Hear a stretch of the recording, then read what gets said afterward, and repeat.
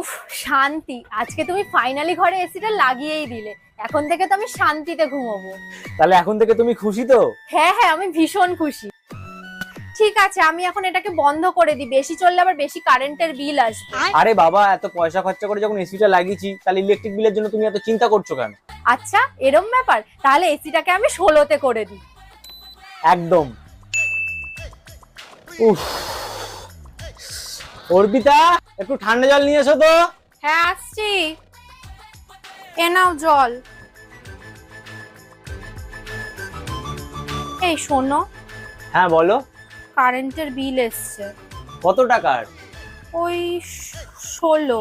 ব্যাস, মাত্র 1600 টাকা? যে ছেলেটা মাসে 16,000 টাকা মাইনে পায়, সে মাত্র 1600 টাকা ইলেকট্রিক বিল দিতে পারবে না? আরে 1600 না, 16,000 টাকা। কত? হ্যাঁ।